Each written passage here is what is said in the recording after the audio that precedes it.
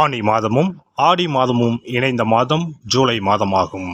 சூரிய பகவான் மிதுன ராசியிலும் கடக ராசியிலும் பயணம் செய்யும் மாதம் இதுவாகும்.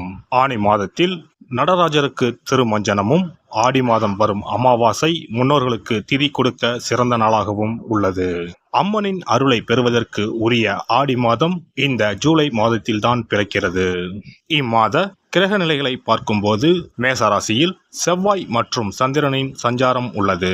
ரிஷபராசியில் குரு பகவானும், மிதுன ராசியில் சூரியனும் சுக்கிரனும் இணைந்துள்ளனர். கேது பகவான் கன்னி ராசியிலும், சனி பகவான் கும்பராசியிலும் உள்ளனர். ராகு பகவான் மீன ராசியில் சஞ்சாரம் செய்கின்றார். இம்மாத கிரக பெயர்ச்சி என எடுத்துக்கொண்டால் சுக்கிர பகவான் ஜூலை 6ஆம் தேதி மிதுன ராசியில் இருந்து கடகராசிக்கு செல்கிறார். செவ்வாய் பகவான் ஜூலை 12ஆம் தேதி மேச ராசியில் இருந்து ரிஷபராசிக்கு இடப்பெயர்ச்சி ஆகின்றார்.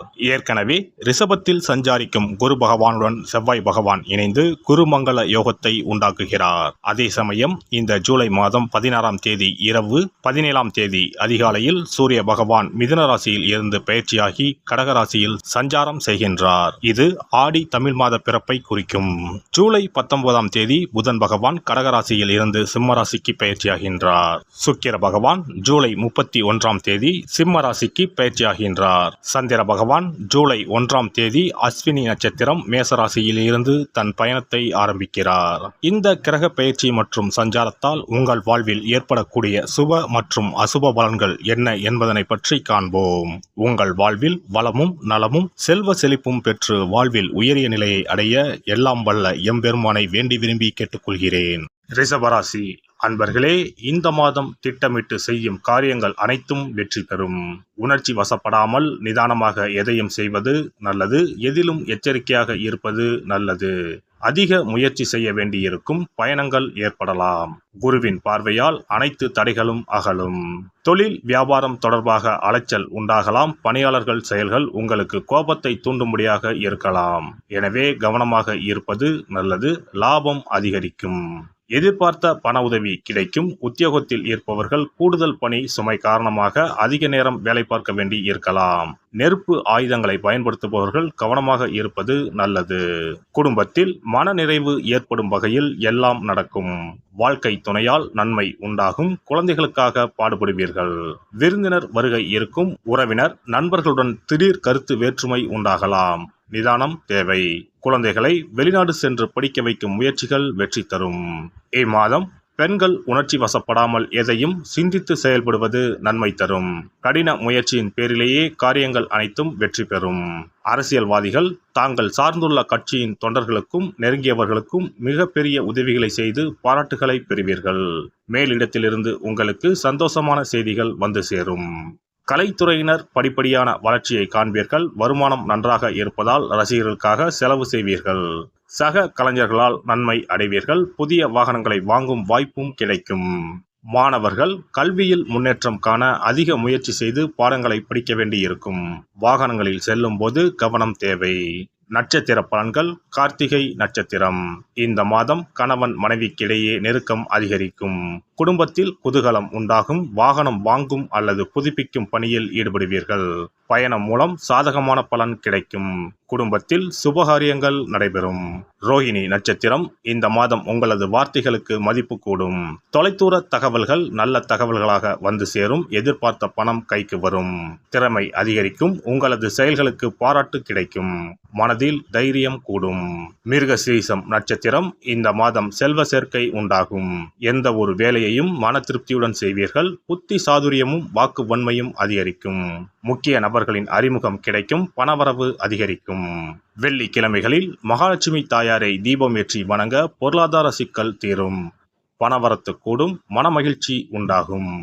அதிர்ஷ்ட கிழமைகள் திங்கள், புதன், வியாழன். குல தெய்வத்தையும் இஷ்ட தெய்வத்தையும் ஒரே நாளில் சென்று தரிசித்து வாருங்கள். காரியங்களில் இருந்த தடைகள் விலகும். தொழில் வியாபாரம் சிறப்பாக நடைபெறும். சிறப்பு தொகுப்பு. ஒரு வெற்றிலை இருந்தால் உங்கள் துன்பங்களில் இருந்து விடுபட முடியும் என்றால் நம்ப முடிகிறதா? ஆம், உங்கள் ராசிக்கும் வெற்றிலை பரிகாரம் இருக்கிறது. அவற்றிற்கான வழிபாட்டு முறைகள் பற்றி காண்போம். பண்டிகை, திருவிழா, வீட்டில் விசேஷம் என்றால் வெற்றிலை பாக்கு வைத்து உறவினர்களை அழைப்பது வழக்கம். வெற்றிலையும் பாக்கும் மகாலட்சுமியின் அம்சங்களாகும். 12 ராசிக்காரர்களுக்கும் வெற்றிலையின் மூலம் பரிகாரம் செய்ய கவலைகள் தீரும் என்பது நம்பிக்கை. வெற்றிலையின் நுனியில் லட்சுமியும், நடுவில் சரஸ்வதியும், காம்பில் பார்வதி தேவியும் வசிக்கின்றனர். மகாவிஷ்ணுவும், பிரம்மாவும், சிவனும், சுக்கிரனும் கூட வெற்றிலையில் வாசம் செய்கின்றனர். எனவேதான் பூஜை மற்றும் திருமணம் சுபமாக நடக்க வேண்டும் என்பதற்காக வெற்றிலை பாக்கு படைக்கப்படுகிறது. துன்பம் விலக உங்க ராசியின்படி இந்த மாதிரி வெற்றிலை பரிகாரம் செய்யுங்கள். வெற்றிலை பரிகாரத்தில் எல்லோரும் ஒரே மாதிரியான பரிகாரத்தை செய்தால் பலன் தராது. அவரவர் ராசிக்கு தகுந்தபடி சில இஷ்ட தெய்வங்களையும் சில கிரக தெய்வங்களையும் பொறுத்து உங்களுடைய பரிகாரத்தை மாற்றிக்கொள்ள வேண்டும்.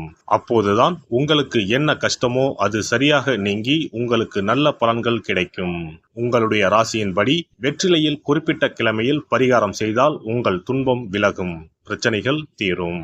மேசராசி அன்பர்கள் செவ்வாய்க்கிழமைகளில் வெற்றிலையில் மாம்பழம் வைத்து முருகப்பெருமானுக்கு நெய்வேத்தியம் செய்துவிட்டு அந்த பழத்தை உண்டால் அனைத்து கஷ்டங்களும் நீங்கும்.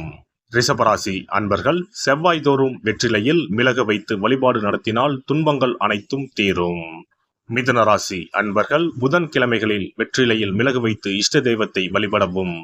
பின்னர் அதையே பிரசாதமாக சாப்பிட்டால் துன்பங்கள் எல்லாம் நீங்கும். கடகராசி அன்பர்கள் வெள்ளிக்கிழமை தோறும் வெற்றிலையில் மாதுளை பழத்தை வைத்து காளியை வழிபாடு செய்து பின்னர் அந்த மாதுளை பழத்தை சாப்பிட்டால் துன்பங்கள் நீங்கும். சிம்மராசி அன்பர்கள் வியாழக்கிழமைகளில் வெற்றிலையில் வாழைப்பழத்தை வைத்து இஷ்ட தெய்வத்தை வழிபடலாம். பின்னர் அந்த பழத்தை பிரசாதமாக உண்டால் கஷ்டங்கள் நீங்கும். கன்னிராசி அன்பர்கள் வியாழக்கிழமையில் வெற்றிலையோடு மிளகு வைத்து உங்கள் இஷ்ட தெய்வத்தை வணங்குங்கள். உங்கள் துன்பம் துயரம் எல்லாம் தீர்ந்துவிடும். துலாம் ராசி அன்பர்கள் வெற்றிலையில் கிராம்பு வைத்து உங்கள் இஷ்ட தெய்வங்களை வழிபட்ட பின் அதை உண்டால் அனைத்து துன்பங்களும் நீங்கும். விருச்சிக ராசி அன்பர்கள் வெற்றிலையில் பேர்ச்சம்பழம் வைத்து செவ்வாய்தோறும் உங்கள் இஷ்ட தெய்வத்தை வழிபட்டால் துன்பங்கள் நீங்கும். தனுசு ராசி அன்பர்கள் வெற்றிலையோடு கற்கண்டு வைத்து வெள்ளிதோறும் இஷ்ட தெய்வத்தை வழிபட்டு பின்னர் கற்கண்டை சாப்பிட்டால் துன்பங்கள் விலகும். மகர ராசி அன்பர்கள் வெற்றிலையோடு அச்சு வெல்லம் வைத்து வெள்ளிதோறும் காளியை வழிபட்டால் துன்பங்கள் துயரங்கள் நீங்கும். கும்பராசி அன்பர்கள் வெற்றிலையோடு நெய் வைத்து சனிக்கிழமைகளில் காளி தெய்வத்தை வழிபட்டால் உங்கள் துன்பங்கள் எல்லாம் தீரும். மீனராசி அன்பர்கள் வெற்றிலையோடு சர்க்கரை வைத்து ஞாயிறு தோறும் இஷ்ட தெய்வத்தை வழிபட்டால் துன்பங்கள் எல்லாம் விலகும். எல்லாம் வல்ல இறையருளால் நீங்களும் உங்கள் அன்பு குடும்பமும் உடல் நலம், நீலாயுள், நிறை செல்வம், உயர் புகழ், மெய்ஞானம் ஓங்கி வாழ்க வளமுடன். இந்த வீடியோ பதிவு உங்களுக்கு பிடித்திருந்தால் லைக் பண்ணுங்க, கமெண்ட் பண்ணுங்க, ஷேர் பண்ணுங்க, மறக்காம சப்ஸ்கிரைப் பண்ணுங்க, பக்கத்துல இருக்கிற பெல் பட்டனை கிளிக் பண்ணுங்க. நன்றி, வணக்கம். ஓம் நமச்சிவாய, சிவாய நம.